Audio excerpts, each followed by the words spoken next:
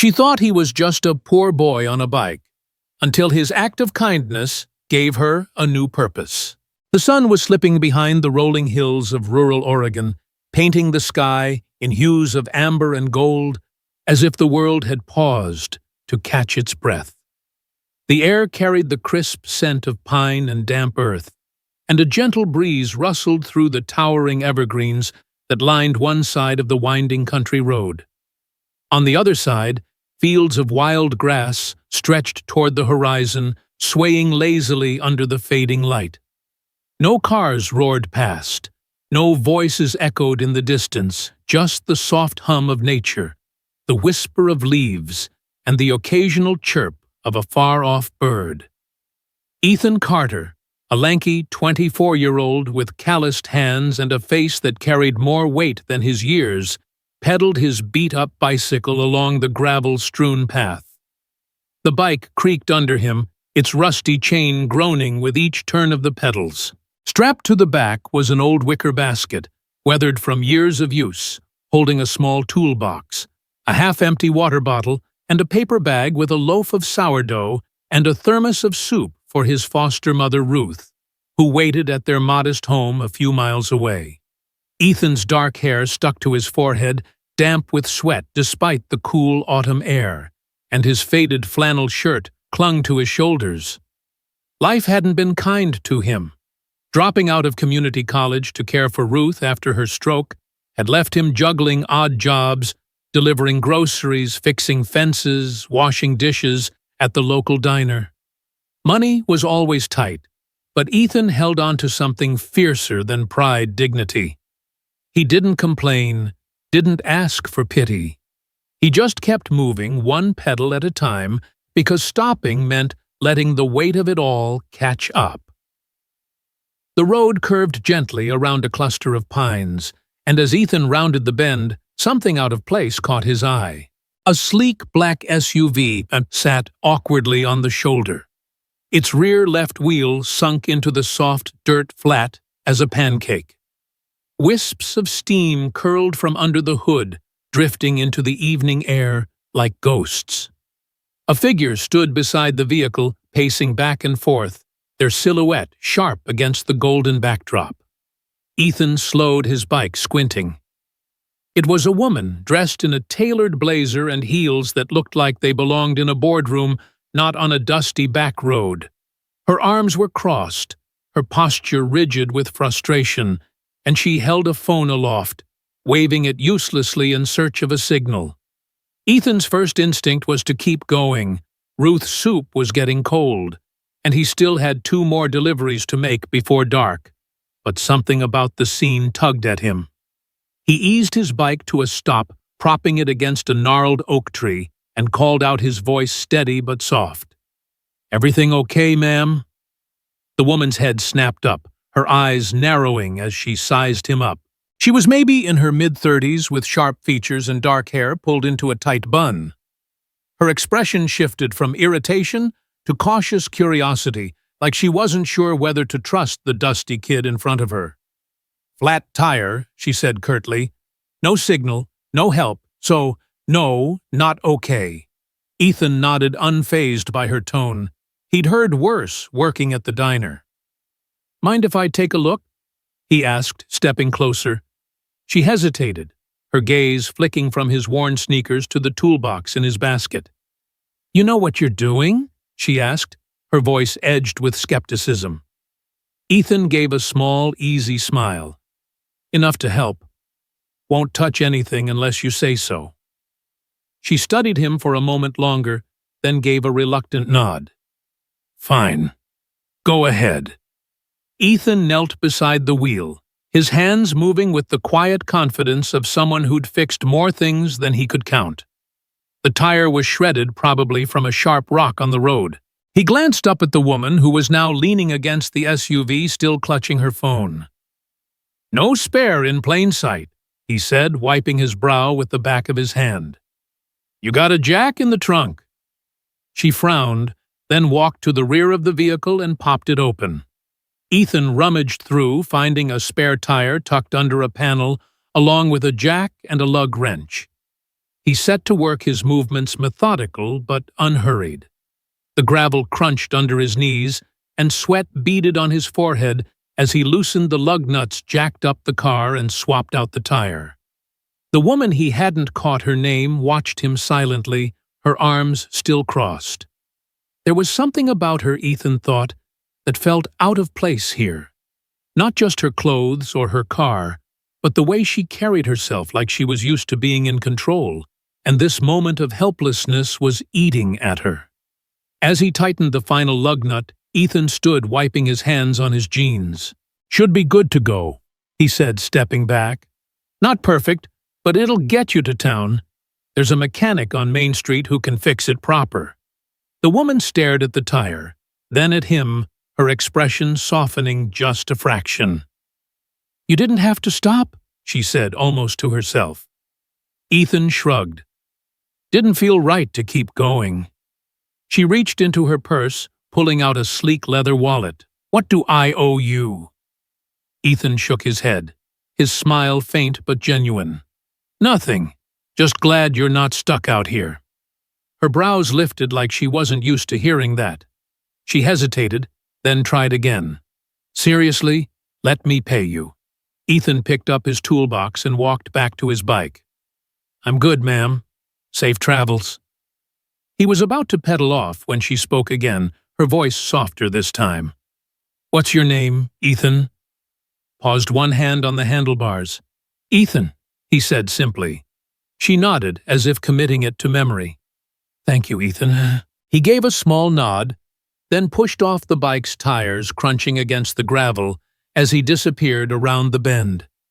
Sophia Bennett stood by her SUV, still holding her wallet, watching the young man vanish into the dusk. The road stretched empty before her, the hills now cloaked in shadow, but something lingered in the air, a warmth she hadn't expected. She wasn't used to this. In her world of glass offices and high-stakes deals, people didn't just help without expecting something in return. She climbed into the SUV, the engine humming to life, and drove toward Portland, the city lights flickering in the distance.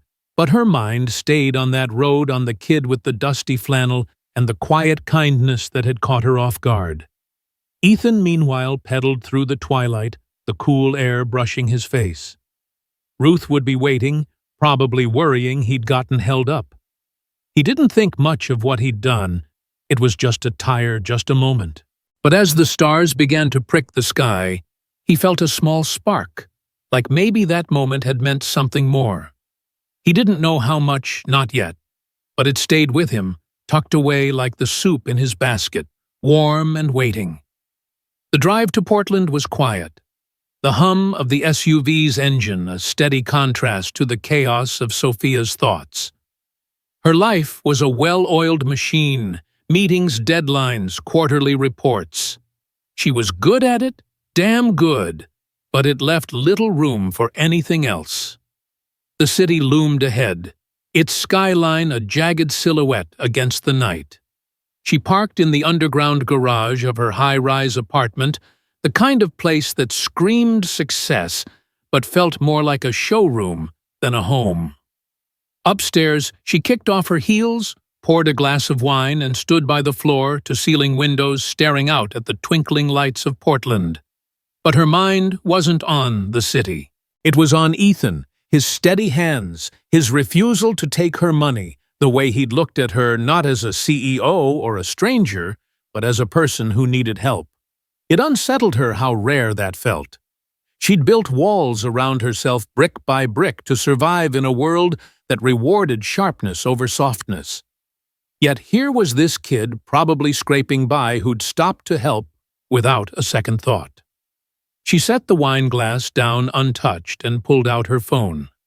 No signal out there, she thought, but she wasn't in the middle of nowhere anymore. She typed a note to herself, quick and impulsive. Find Ethan. Oregon. Flat tire. She didn't know why not exactly. Maybe it was guilt for being so curt with him, or maybe it was something deeper, a crack in her carefully constructed world. Whatever it was, she couldn't let it go. Back in the small town of Cedar Hollow, Ethan pulled up to the single-story house he shared with Ruth. The paint was peeling, and the porch sagged under years of neglect. But it was home. He carried the paper bag inside, the smell of soup filling the cramped kitchen. Ruth was in her armchair, a quilt draped over her lap, her hands folded over a dog-eared romance novel. "You're late," she said, her voice warm but teasing.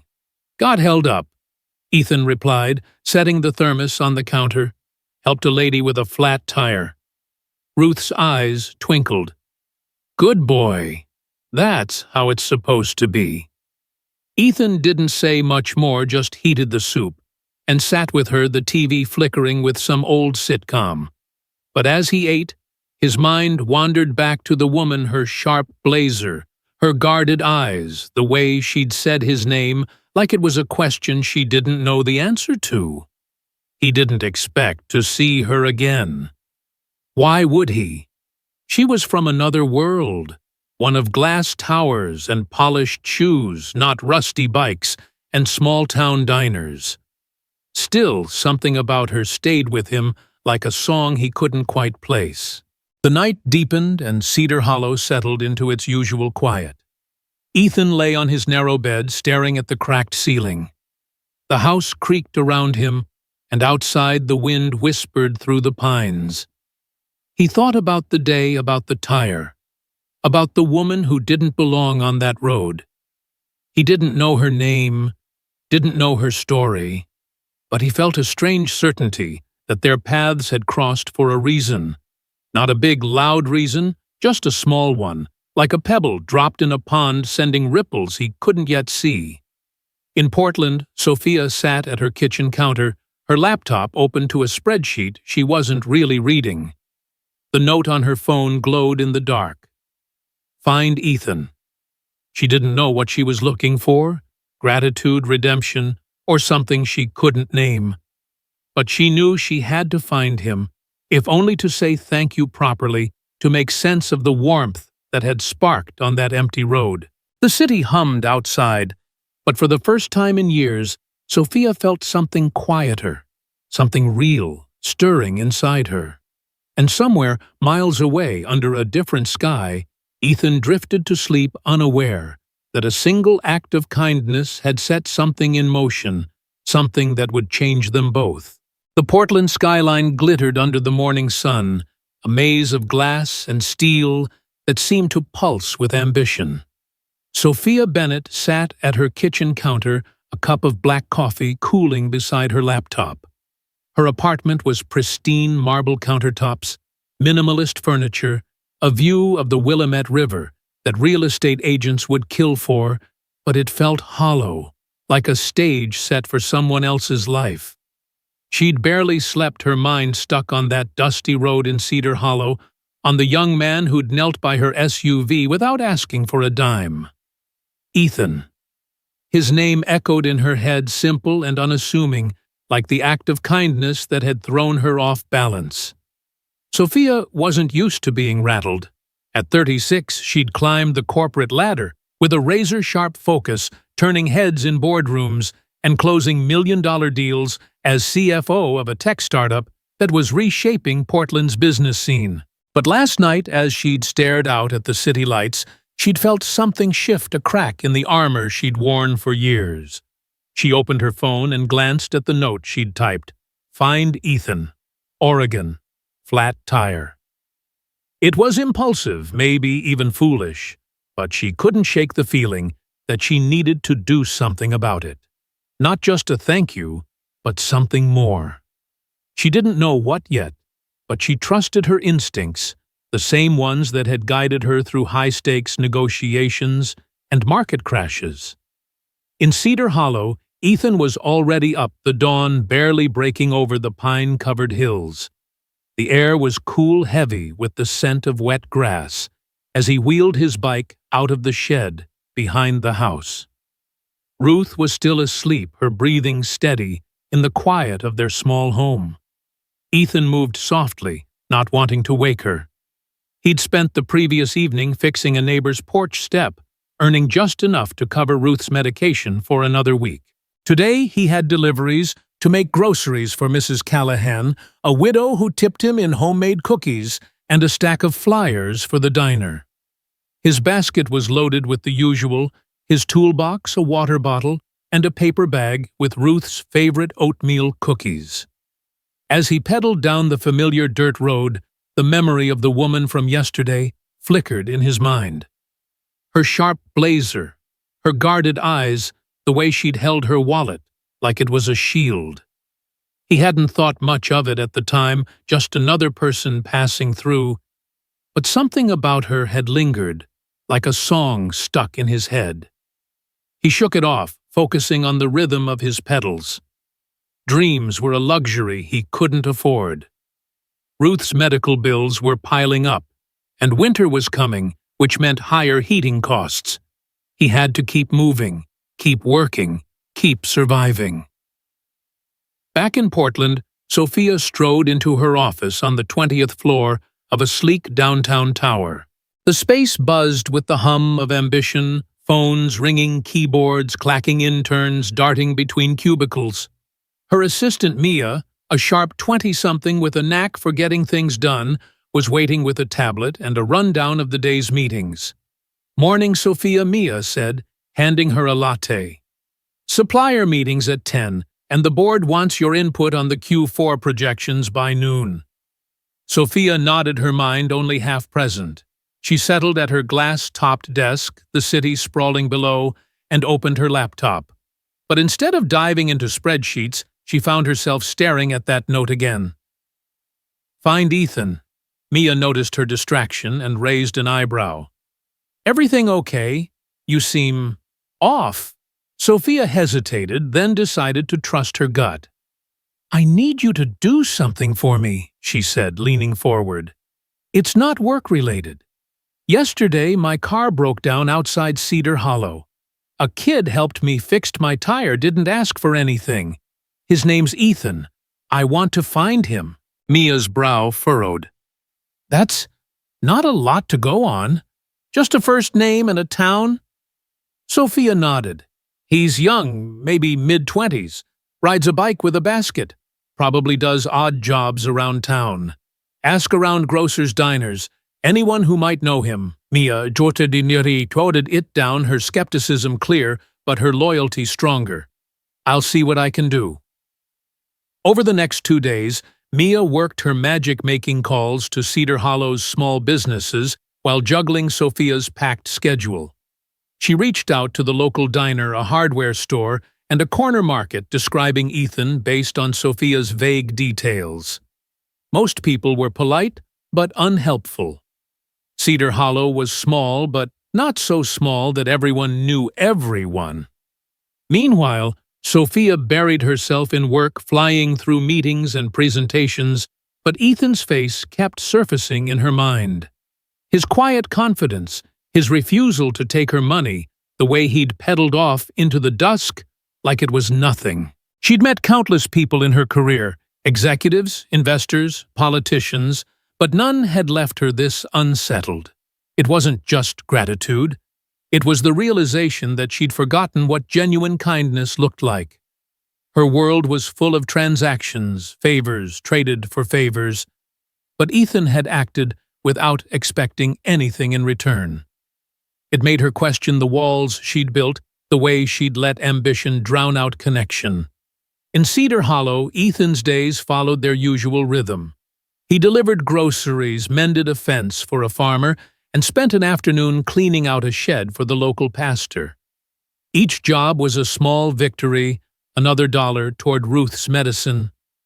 But at night, when the house was quiet and Ruth was asleep, he let his mind wander. He thought about the woman from the road, her city polish, her sharp tone that softened when she said his name. He wondered what her life was like, probably full of fancy offices and important meetings. It was a world he couldn't imagine belonging to, but imagining it felt like a small escape from the grind of his own. Ruth noticed his quiet moments and teased him gently. "You're thinking about something, boy," she said one evening over a bowl of soup. Ethan shrugged, a faint smile tugging at his lips.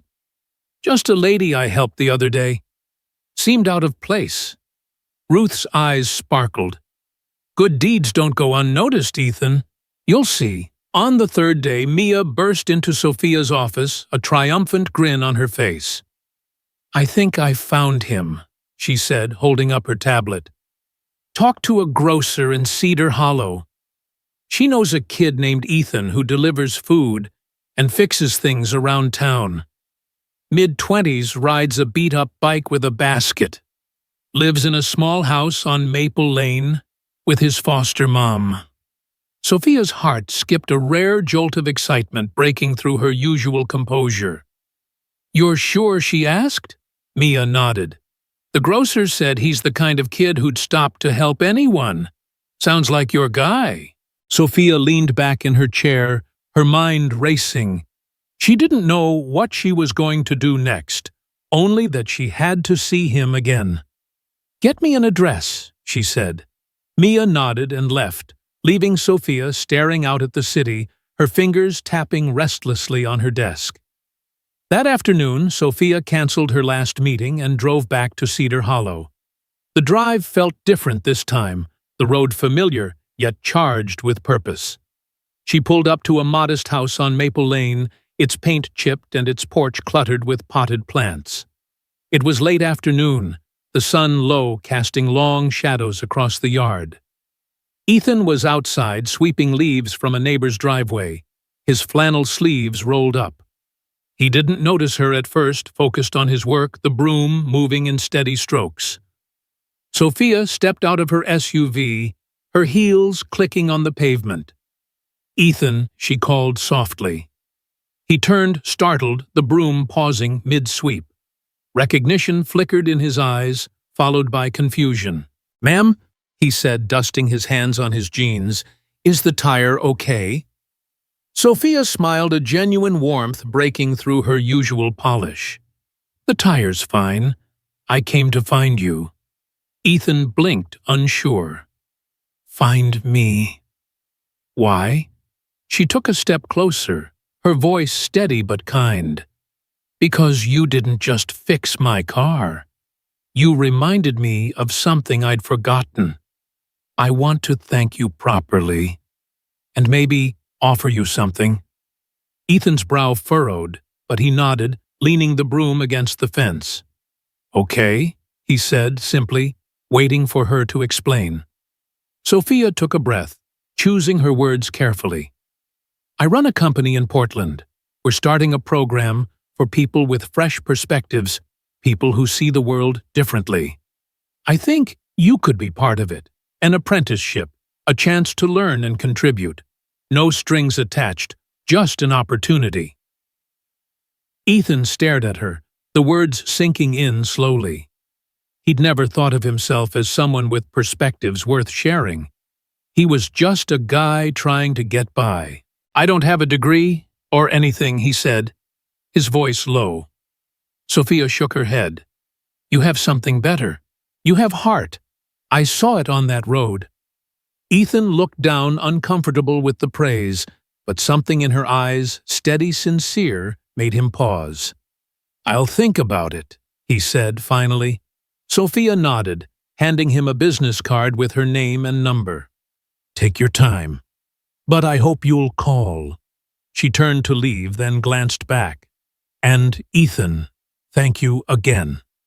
As her SUV pulled away, Ethan stood there, the card in his hand, feeling the weight of a moment that could change everything.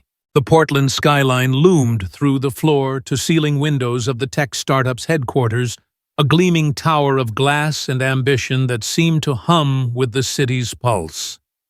Ethan Carter stood in the lobby clutching a visitor badge, his palms sweaty despite the cool air. His best shirt, a plain navy button-up he'd ironed twice, felt stiff against his skin, and his polished boots, the only pair he owned that didn't have holes, squeaked faintly on the polished marble floor.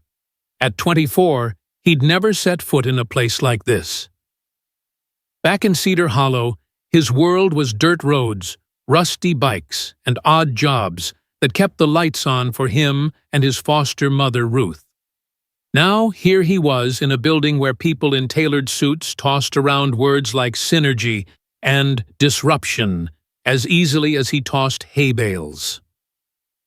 2 weeks ago, Sophia Bennett, the sharp-eyed CFO, who'd tracked him down after he fixed her flat tire, had offered him a spot in her company's apprenticeship program.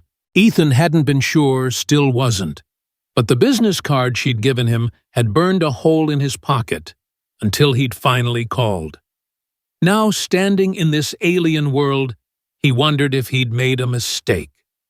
The receptionist, a young woman with a bright smile, handed him off to a staff member named Javier, who led him through a maze of glass-walled offices. "You're the new apprentice, right?" Javier asked, glancing at Ethan's worn backpack. "Don't worry, you'll get the hang of it." Ethan nodded, his throat tight, unsure if he believed that. His first day was a blur of names, handshakes, and acronyms he didn't understand. The apprenticeship program was small, a pilot project to bring fresh perspectives to the company's community initiatives, but to Ethan, it felt like stepping onto a moving train. His desk was a modest corner station tucked near a window with a view of the Willamette River. On it sat a laptop, a notepad, and a sticky note in Sophia's neat handwriting, "You belong here. Keep going." He read it twice, then slipped it into his pocket. The other apprentices, mostly recent college grads with polished resumes, chatted easily about data analytics and stakeholder engagement. Ethan stayed quiet, his hands folded, trying to parse their jargon. By noon, he was drowning in terms like KPIs and ROI, his head spinning like it did when he tried to fix Ruth's ancient radio. Lunch was a catered affair in a sleek break room with trays of quinoa salads and artisanal sandwiches. Ethan grabbed a turkey wrap and sat alone watching the others network with an ease he couldn't mimic. He felt like a kid who'd wandered into the wrong classroom, but he kept his chin up, remembering Ruth's words. "You show up, you do the work, and the rest follows."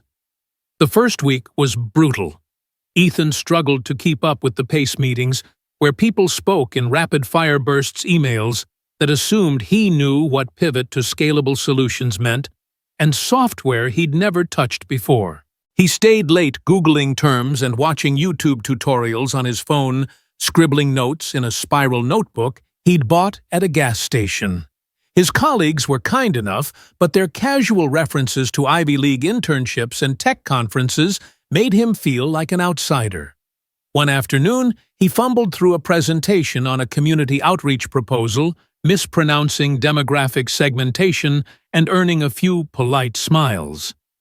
He wanted to sink through the floor, but Sophia, who'd been observing from the back, caught him afterward. "You're learning," she said, her voice firm but warm. "Don't expect to know it all on day one. Just keep showing up." Ethan nodded, his jaw tight.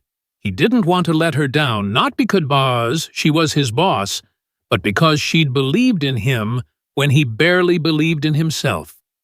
By the second week, Ethan started to find his footing. He wasn't fast, but he was thorough, asking questions others skipped, and taking notes by hand when laptops felt overwhelming. His perspective, shaped by years of scraping by in Cedar Hollow, began to show through. During a brainstorming session for a youth outreach program, the team tossed around ideas about leveraging digital platforms and optimizing engagement metrics. Ethan listened, then cleared his throat, at his voice quieter than the others, but steady. "Maybe we're overthinking it," he said. "Kids in places like my town don't care about slick ads or apps. They want to feel seen, like someone gives a damn about what they're going through." The room went quiet, a few heads turning. A senior manager, a guy in a crisp blazer named Greg, leaned forward. "Go on," he said. Ethan hesitated, then kept going. "Back home, the best thing anyone did for me was show up, fix a fence, drop off food. Listen, if we want kids to trust us, we gotta start there, not with some algorithm." Greg nodded slowly, jotting something down. "That's raw, Ethan," We need more of that. Sophia watched from across the table, a faint smile tugging at her lips. She'd seen potential in Ethan that day on the road, but this was more than she'd expected. He wasn't polished, didn't have the vocabulary or the credentials, but he had something rarer: authenticity. Outside of work, Sophia was changing too. She'd always been a machine: emails answered at midnight, deals closed before breakfast. But lately she found herself pausing. She'd linger at her apartment window, watching the city, instead of her inbox, or leave her phone on silent during lunch. Ethan's act of kindness had cracked something open in her, a longing for connection she'd buried under years of ambition. She started checking in with him, not as a boss, but as someone genuinely invested, asking about his ideas, his life, his foster mom. Ethan was guarded at first, unused to anyone caring beyond the surface. But he opened up in small ways, mentioning Ruth's love for old jazz records or the way Cedar Hollow's diner made the best apple pie. One evening, after a long day, Sophia invited Ethan to grab coffee at a small shop near the office. The place was cozy, with mismatched chairs, and the smell of roasted beans, a stark contrast to the corporate polish of their workplace. Over steaming mugs, she asked him something she hadn't before. If you could do anything, Ethan, no limits, what would it be? He stared into his coffee, his fingers tracing the mug's handle. I don't know, he said honestly. Never had the space to think about it. Always been about keeping the lights on, making sure Ruth's okay. Sophia nodded, recognizing that pragmatism, but she pushed gently. Try, just for a second. Ethan leaned back, his eyes distant. Maybe something that helps people like me, kids who don't have much, but got dreams they're too scared to chase. Show 'em they can do more than survive. Sophia's chest tightened. She'd expected a vague answer, but this was clear, grounded, real. You're already doing that, she said softly. You just don't see it yet. Back in Cedar Hollow, Ethan's life was shifting too. With the apprenticeship's modest stipend, he moved Ruth to a small apartment closer to Portland, where the heat worked better, and the doctor's office was a short bus ride away. Ruth, ever the optimist, teased him about his fancy city job, but her pride was unmistakable. Told you good things come back around, she said one Sunday over tea, her hands wrapped around a chipped mug. Ethan smiled, but didn't reply. He wasn't used to good things sticking around. At work, he kept pushing, learning to navigate spreadsheets and meetings, but it was the moments when he could speak from his own experience about struggle, about community, that he felt he belonged. One afternoon, Greg pulled him aside after a meeting. Your idea about focusing on real stories for the outreach program. It's resonating. Keep bringing that. Ethan nodded, a spark of confidence flickering inside him. Sophia, meanwhile, found herself rethinking her own path. She'd always measured success in numbers, revenue, growth, market share, but Ethan's presence was a reminder of something deeper. She started mentoring him more closely, not just for the program, but because she saw in him a version of herself she'd lost, someone who acted from the heart, not just the head. Their conversations, whether over coffee or in the office, became a bridge between their worlds. Ethan didn't know it yet, but he was changing her as much as she was changing him. As the weeks passed, he began to see the apprenticeship not as a fluke, but as a door, one he'd walked through because of a single moment on a dusty road. And somewhere in the quiet spaces between meetings and late-night study sessions, Ethan started to believe he might belong here after all. The autumn air in Portland carried a crisp edge, the kind that made you pull your jacket tighter and savor the warmth of a coffee cup. A year had passed since Ethan Carter fixed a stranger's flat tire on a quiet Oregon road, and now he stood on a softly lit stage in a community center downtown, the hum of anticipation filling the room. The space was packed. Local leaders, company employees, and teenagers from underserved neighborhoods sat shoulder to shoulder, their eyes fixed on him. Ethan adjusted the microphone, his navy button-up swapped for a tailored jacket that felt borrowed, though it fit him perfectly. At 25, he looked different, not just in his clothes, but in the way he carried himself. Shoulders squared, eyes steady with a confidence he'd earned. Behind him, a screen displayed the logo of Roots and Wings, the outreach program he'd helped build with Sophia Bennett's team, designed to mentor youth from places like Cedar Hollow, giving them skills, hope, and a shot at something bigger. His foster mother, Ruth, sat in the front row, her hands folded over a quilted purse, her smile brighter than the stage lights. Next to her was Sophia, poised but radiant, her eyes locked on Ethan with a pride that felt like a shared secret. He took a deep breath, the weight of the moment settling over him, and began to speak. "A year ago, I was just a guy on a bike," Ethan said, his voice clear, carrying over the crowd.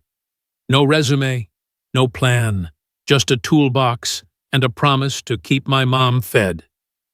I didn't think small things mattered, not the way we're taught to chase big dreams in this world. But then I stopped to fix a tire on a back road, and everything changed." The audience leaned in, a few nodding, others smiling softly. "I didn't know the woman in that car would see something in me. I couldn't see myself. I didn't know a single moment could lead to this, to standing here, talking to you about a program that's helping kids like I was, kids who think they're stuck where they are." He paused, glancing at Ruth, whose eyes glistened. "If you're wondering whether small things matter, let me tell you they do. One choice, one moment of showing up for someone else can ripple out and change 1,000 lives. You just have to be willing to stop, to help, to care." The applause started slow, then swelled, filling the room with warmth. Ethan stepped back, his heart pounding, not from nerves, but from the realization that he'd meant every word. He'd spent the last year transforming from a kid scraping by in Cedar Hollow to a key voice in Roots and Wings, a program now reaching dozens of teens across Oregon. His days were still long, filled with workshops, mentorship sessions, and late-night planning with Sophia's team, but they were full of purpose. He'd learned to navigate spreadsheets, lead discussions, and pitch ideas to executives who once intimidated him. More than that, he'd learned to trust his own voice, shaped by years of struggle and small acts of kindness. As the crowd dispersed, Ruth pulled him into a hug, her frail arms stronger than they looked. "I told you, good things come back around," she whispered, her voice thick. Ethan laughed softly, squeezing her back. "You always do, Mom." Sophia approached her, smile warm, but understated, her usual corporate polish softened by the moment. "You were incredible up there," she said, her eyes searching his. "You didn't just tell a story, you gave them hope." Ethan shrugged, still uneasy with praise. "Just told the truth." She nodded, understanding. "That's why it worked." The three of them left the center together, stepping into the cool evening air. Portland's streets buzzed with life, food carts, neon signs, the distant strum of a busker's guitar, but Ethan felt a pull to somewhere quieter. "Let's take a drive," he suggested, glancing at Sophia and Ruth. They agreed, and soon they were in Sophia's SUV, leaving the city behind for the winding roads of rural Oregon, the same roads where it all began. The sky had turned a soft purple, the kind of twilight that felt like a handshake between day and night. Ethan directed Sophia to a familiar bend near Cedar Hollow, where the pines stood tall and the fields stretched wide under the fading light.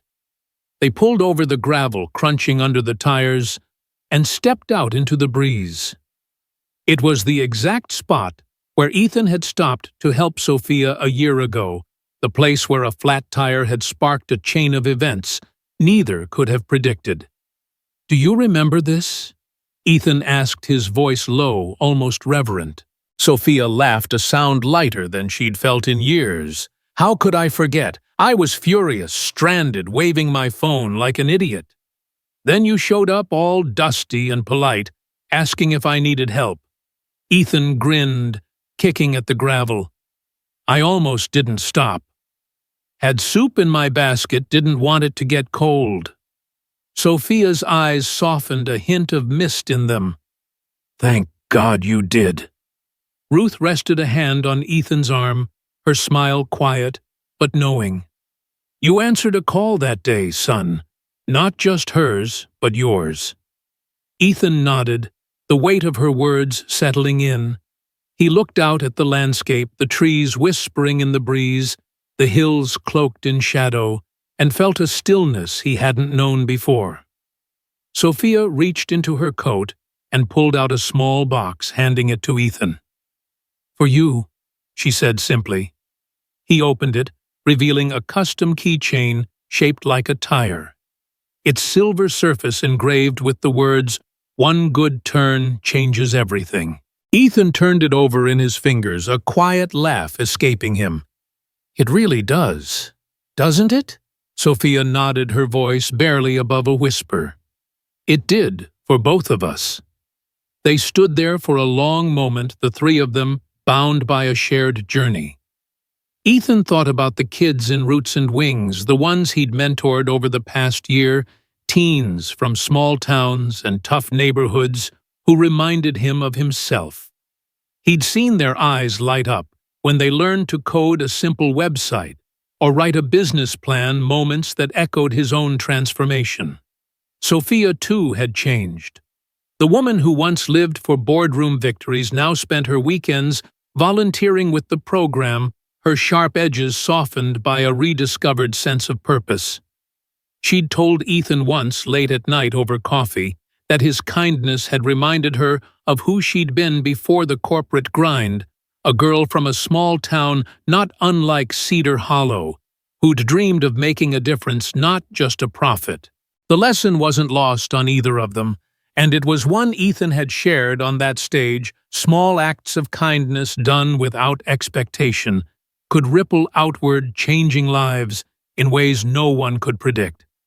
It wasn't about grand gestures or chasing glory. It was about showing up, seeing someone's need, and answering it with heart.